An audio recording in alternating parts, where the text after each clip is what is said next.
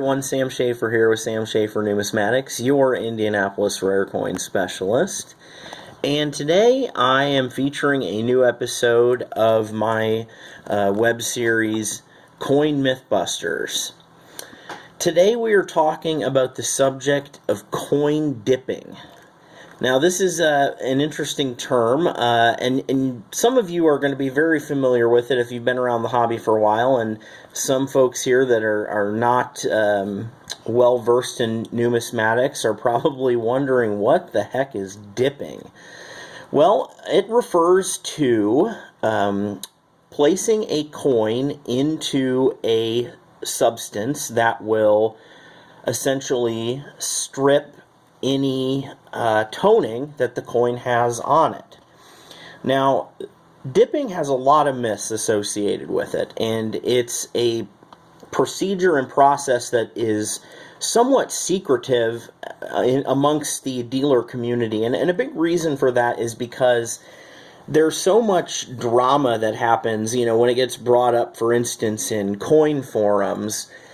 And a lot of people just simply don't understand what it is. They hear it and they immediately assume that it refers to a coin that's been cleaned. And it's amazing how many times I get asked, for instance, on my eBay page, has this coin been dipped? And it kind of makes me chuckle because a lot of times if the coin has been dipped, the question, I know is indicating a negative connotation, but dipping, when done properly to the right coin, is actually a beneficial process of conservation.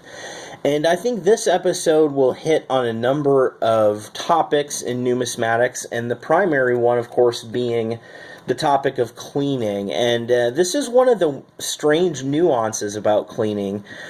Most collectors learn very early on that you should never clean your coins. And indeed, that is my recommendation that I always mention to folks, sort of, just firing off the hip. And the reason for that is because most of the time when someone attempts to clean a coin, they end up taking something and rubbing it against the surface. And that is going to create hairlines on the coin. It's going to subdue the luster, and it's possibly going to deeply scratch the coin as well. And all of those things are very, very detrimental to the value. So dipping, though, does not actually harm the surface of the coin if it's done correctly. And I'm going to go actually through the process of dipping, but first, before I dip a coin for you, I want to show you a coin that I have chosen as my guinea pig. And this coin is an 1886 Morgan silver dollar. It is uncirculated. For those who have followed some of my videos in the past, we can detect that by cartwheeling the coin as I go back and forth, forward and back. You can see the bands of luster sliding around the coin there. And both sides show this effect very well. You see the beautiful cartwheels there. But there's a big problem with this coin, and some of you are probably already seeing it and cringing. And that is the rather ugly spots that this coin has. All over the surface here we can see a bunch of spots, here, down here, another one here. We get several up here. It's almost like this coin has chicken pox on the back of it.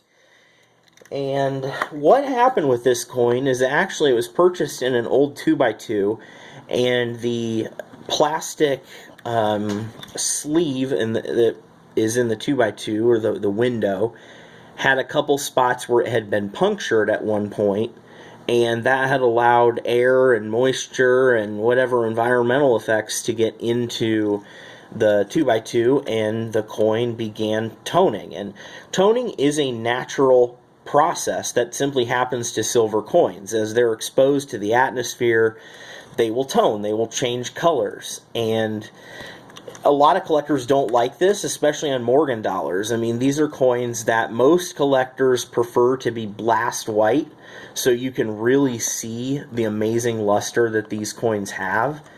So when you get things like these spots or some nasty toning, like sometimes these turn really dark and just dingy looking, and that's a time when it can be beneficial to professionally conserve them. And I'm not going to use the word clean because, again, I think cleaning has a negative connotation associated more with rubbing something against the surface. Now, the question, this is what always ignites people on the internet forums about dipping, is that people assume dipping is is something that ruins a coin's originality, because we're now entering into a time in numismatics when originality is highly prized. You know, we really try and we leave coins alone, and that is generally to our benefit. However, you know, what do we do in the case of a coin having very negative eye appeal? Well, dipping is an option, and when done right, it has an excellent effect that will help the value of a coin. But before I go and dip this, it's important to understand, you know, why I have chosen this example. So again, we're looking at spots. It's a negative eye appeal. It's a coin that is uncirculated. And because of this, I feel confident in dipping the coin. Now, dipping is going to remove the top layer of toning on the coin. It's going to be stripped off. Dip is a mild, somewhat mild acid. I mean, it's strong enough that you shouldn't ingest it. You really shouldn't get it on your skin, but it's not going to, you know, melt your hand if you touch it. But you know, when using dip, obviously you need to be following all the safety procedures, which I will cover here shortly. But it's very important that, and this is the key I want to drive home. If you attempt to dip a coin, if you watch my video and attempt to dip a coin and have never done it before, please contact me.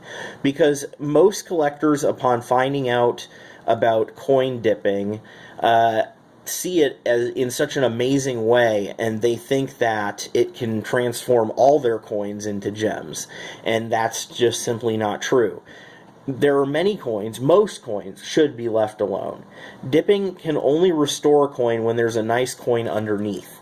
Dipping cannot remove very, very heavy tarnish. It cannot remove hairlines. And it certainly should not be done to a circulated coin. A coin that has been circulated should look dirty and dingy. It should look like it's circulated. You cannot take a circulated coin, strip off the color, make it white, and all of a sudden it's an uncirculated coin. They look terrible, and that is what happens. And this is one of those myths that has become so pervasive with dipping. An uncirculated coin that is dipped is fine, and most collectors don't bat an eye. It's because some people choose to dip circulated coins, and when that happens, it gives them a very cleaned look. And so the whole idea of asking about, oh, has this coin been dipped? Because I don't want a dipped coin, that really starts to get out there more and more, and it just kind of leads to confusion. So let's actually go look now at the process of dipping. I'm going to pause the video. Alright, now I am in the bathroom where I dip coins, and it's very important, I guess I can turn the phone around for this right here.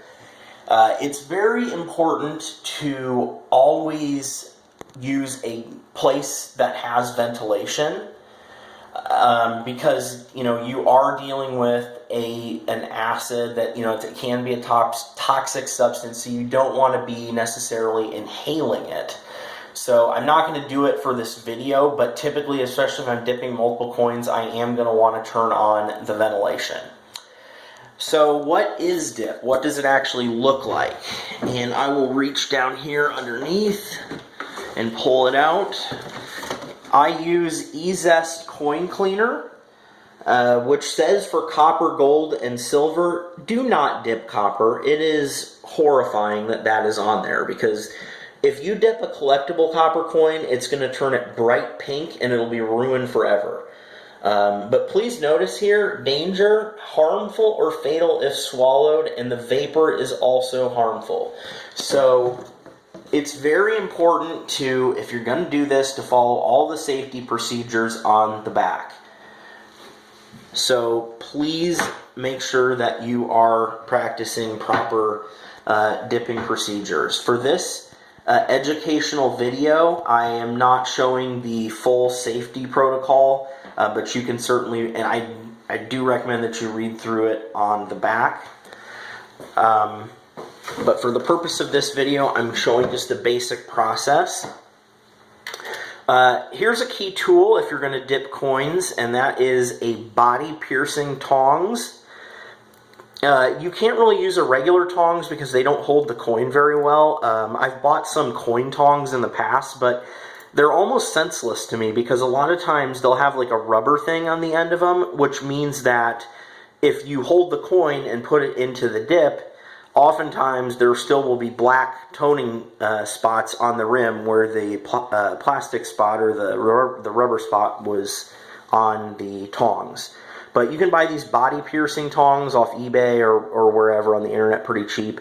And the nice thing about these is you can pretty easily grip the rims of the coin, which is what we obviously prefer to do.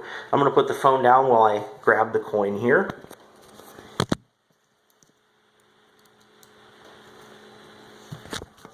Now, once I have the coin very carefully placed with the tongs, I'm gripping it by the rim.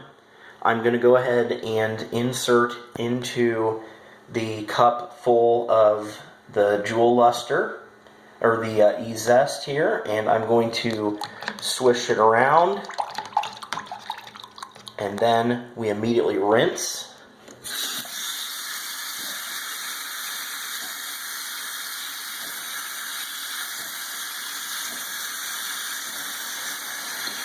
And go ahead and pat dry. Well, I pause the video real quick while I do that.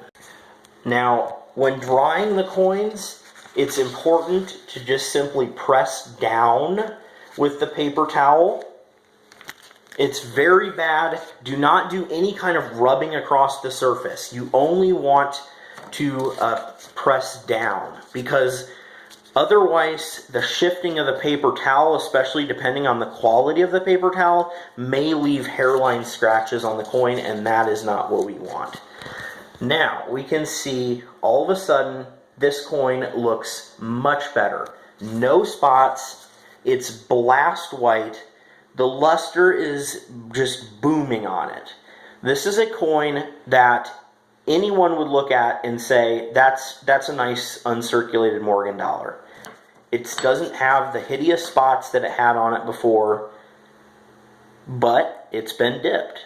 And that's why I think this video is important, to show that professional conservation, including dipping, is potentially a beneficial thing that can be done to coins. Now, I offer coin conservation as a service in my office in Indianapolis, Fishers area. And this service, you know, I offer it because I really think that certain coins can benefit from conservation. Certain coins can be worth a heck of a lot more money when they've been properly cared for. And I think it's very difficult for the average person without a lot of experience in coins to know which coins are good candidates for dipping or conservation of some type, and others that aren't.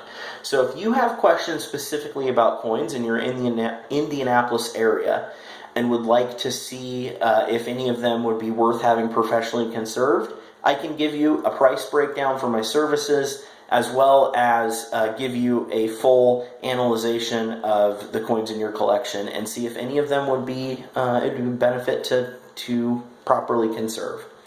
So I hope everyone's enjoyed this episode of Mythbusters.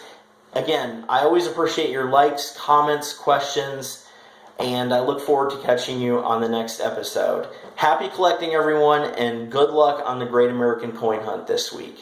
All right, see you next time.